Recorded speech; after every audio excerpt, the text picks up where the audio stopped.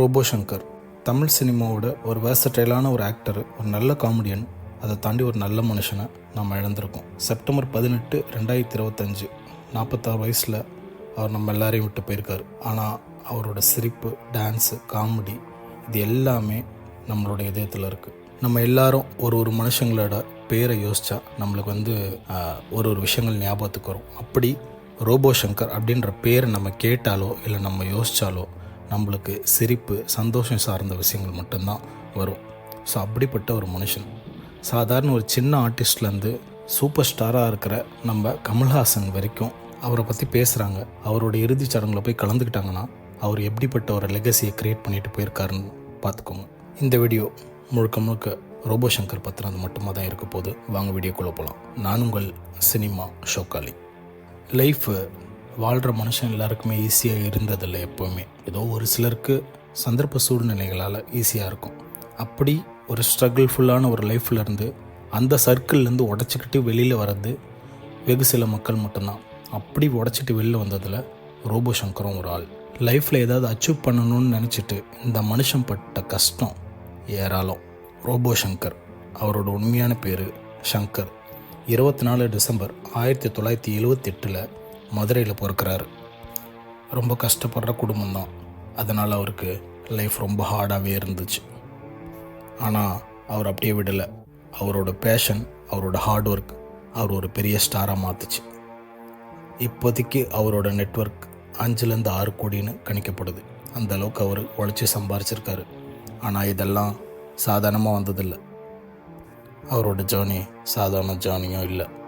மதுரையில் mister Madurai title winner. Body building தான் அவரோட கனவாக இருந்தது. ஆனால் சர்வைவல் யாரை தான் விட்டது சொல்லுங்கள். அவர் கிடச்ச ஸ்டேஜ் ஷோக்களில் ரோபோ டான்ஸ் பண்ண ஆரம்பித்தார். அதில் டான்ஸ் பண்ணி ரோபோ டான்ஸில் பிரபலமானார். உடம்பு முழுக்க சில்வர் கலரை பெயிண்ட் அடிச்சுக்கிட்டு ரோபோ மாதிரி டான்ஸ் பண்ணி எல்லா கிராமத்துலேயும் நடக்கிற ஃபெஸ்டிவல்ஸில் போயிட்டு பர்ஃபார்ம் பண்ணுவார். அப்படி உடம்புல அந்த சில்வர் பெயிண்ட் அடிச்சுக்கிட்டு அத்தனை மணி நேரம் பர்ஃபார்ம் பண்ணி முடித்ததுக்கப்புறம் உடம்பு பயங்கரமாக எரியும்னு அவரே சொல்லியிருக்காரு. அது சாதாரண விஷயம் கிடையாது. அப்போ அதுக்கு பின்னாடி உள்ளே எவ்வளோ வெறி இருந்திருக்கும். அப்படி ரோபோ டான்ஸ் பண்ணி தான் அவருக்கு சாதாரண சங்கராக இருந்த ஒரு மனுஷனை ரோபோ சங்கர்ன்ற ஒரு நெக்ஸ்ட் லெவலுக்கு கொண்டு போச்சு. அப்போ தான் விஜய் டிவி கலக்கப்போகுது யாருன்னு ஒரு ஷோ அனௌன்ஸ் பண்ண ஆரம்பித்தாங்க. எல்லா இடத்துலேருந்தும் நிறைய பேர் வந்தாங்க. அப்படி வந்தவர் தான் ரோபோ சங்கர். அங்கே அவர் ஒரு மிமிக்ரி ஆர்டிஸ்டாக உள்ளே வந்தார். கலக்கப்போகுது யாரில் கலக்குன்னு கலக்குனார். நம்ம எல்லாரோட மனசுலையும் இடம் பிடிச்சார். அதுக்கப்புறம் அது எது அந்த ஷோவில் சிரிச்சா போச்சுன்னு ஒரு செக்மெண்ட் இருக்குது. அதுலேயும் கலக்குன்னு கலக்கி பயங்கர பிரபலமானார். அவரோட யூனிக் காமெடி ஸ்டைலு, அவரோட பாடி லாங்குவேஜ், அவர் பெரிய மனுஷனாக பண்ணுறதாகட்டும், குழந்தையாக பண்ணுறதாகட்டும் எல்லாரையும் கவர்ந்துச்சு. எந்த அளவுக்கு போச்சுன்னா ரோபோ சங்கர் வந்தாலே பயங்கரமாக சிரித்து என்ஜாய் பண்ணலாம். இருக்கிற எல்லா கவலையும் மறந்துட்டு அவர் வர ஷோவை பார்த்துட்டு மக்கள் அதை என்ஜாய் பண்ணி ரசிக்க ஆரம்பிச்சிட்டாங்க. எப்படா ஷோ வரும், எப்படா ரோபோ சங்கர் வருவான்ற அளவுக்கு எல்லாமே மாறி இருந்தது. அங்கே போட்ட உழைப்போட அடுத்த கட்டம்தான் அவரோட சினிமா என்ட்ரி. 2011 ரௌத்ரம் அப்படின்ற ஒரு படத்தில் ஒரு சின்ன அப்பியரன்ஸ் அவருக்கு கிடச்சிது. ஆனால் அவருக்கு சினிமாவில் கிடைச்ச ஃபஸ்ட்டு பெரிய பிரேக்கே இதற்குத்தானே ஆசைப்பட்ட பாலகுமாரால் தான். அந்த படத்தோட டைரக்டர் கோகுல் அவர் தான் வேணும்னு அவரை காசு பண்ணார். அதே மாதிரி அவரோட ரோல் அந்த படத்தில் நின்று பேசிச்சு.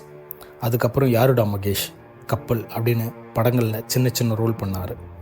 2014 வாயை மூடி பேசும் படத்துலையும் ஒரு ரோல் பண்ணார்.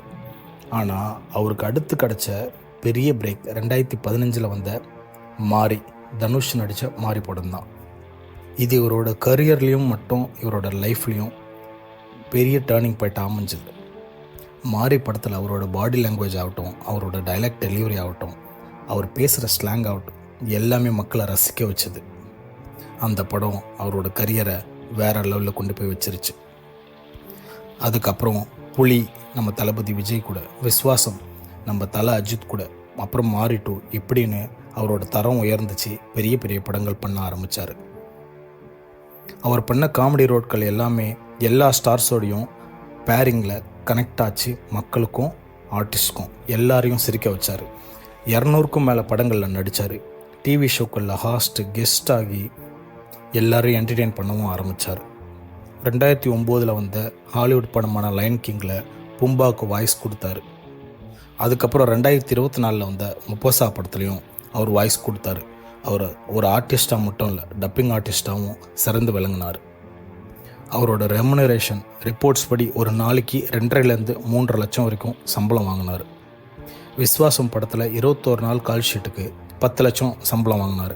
அதே மாதிரி வீர சிவாஜி படத்தில் 10 நாள் கால் ஷீட்டுக்கு 20 லட்சம் சம்பளம் வாங்கினார். படத்துக்கு படம் சம்பளம் மாறிக்கிட்டே இருந்தது, அவரோட தரம் உயர்ந்துகிட்டே இருந்தது.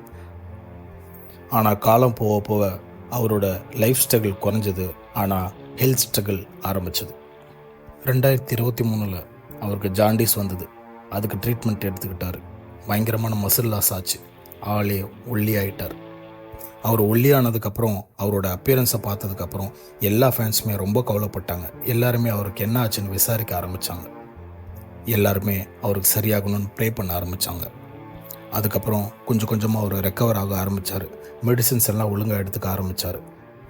இது எல்லாத்துக்கும் காரணமாக இருந்தது அவரோட ஆல்கஹால் அடிக்ஷன் தான்.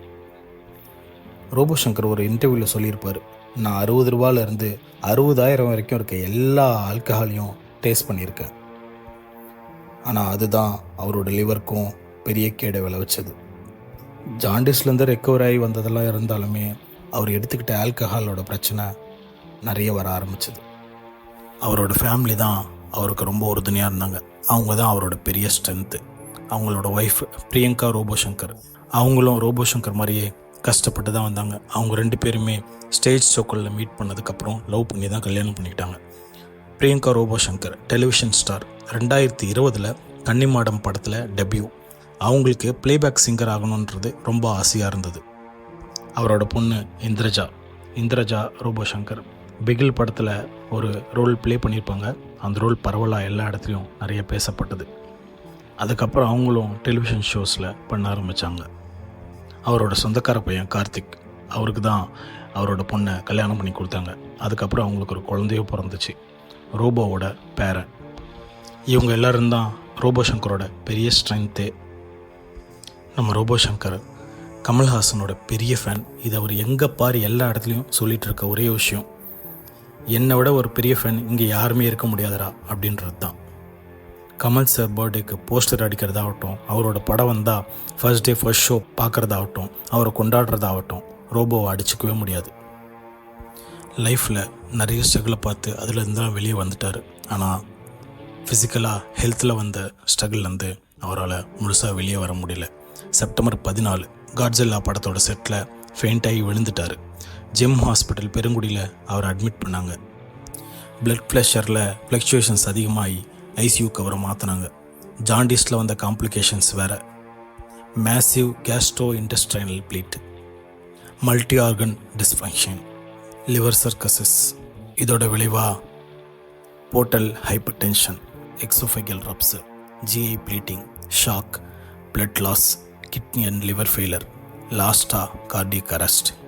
செப்டம்பர் 18 இரவு 9 மணிக்கு அவர் நம்ம எல்லாரையும் விட்டு போயிட்டார்.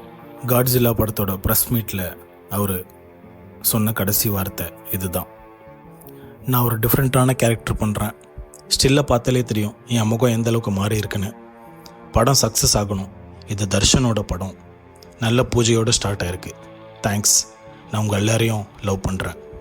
இதுதான் அவர் பப்ளிக்காக கொடுத்த கடைசி வார்த்தைகள். We all love you robot.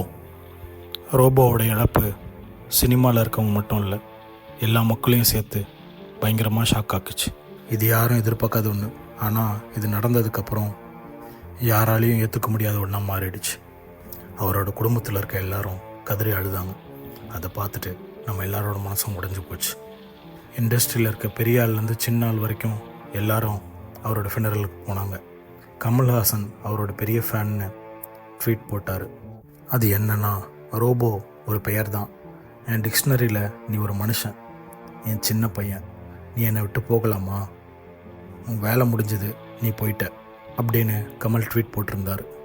Dhanush, Vijay, Karthik, Simran, சூர்யான்னு எல்லாரும் அவங்களோட கண்டலன்சன்ஸை தெரியப்படுத்தினாங்க. டைரக்டர் வெற்றிமாறன், தனுஷ், சிவகார்த்திகேயன் இவங்க எல்லாரும் ஃபனரலுக்கு போய் அஞ்சலி செலுத்தினாங்க. பாடி பில்டிங்கில் ஆரம்பித்த கனவு ஒரு பெரிய ஸ்டாராக வந்து நிப்பாட்டுச்சு. Hard work, passion, alcohol addiction, jaundice, weight loss, இது எல்லாத்தையும் அடிச்சுட்டு மேலே வந்த மனுஷன் இப்போ நம்ம கூட இல்லை. அவரோட நினைவுகள் மட்டுமே நம்மக்கிட்ட இருக்குது. ரோபோ சங்கர் விட்டுட்டு போன லெகசி நம்மக்கிட்ட இருக்குது. அவரோட இழப்பு நம்ம எல்லாருக்கும் பெரிய லாஸ். அதே சமயத்தில் அவரோட வாழ்க்கை நம்ம எல்லாருக்கும் பெரிய inspiration. We love you. We miss you, Robo Shankar. Thank you for inspiring us. Thank you for everything.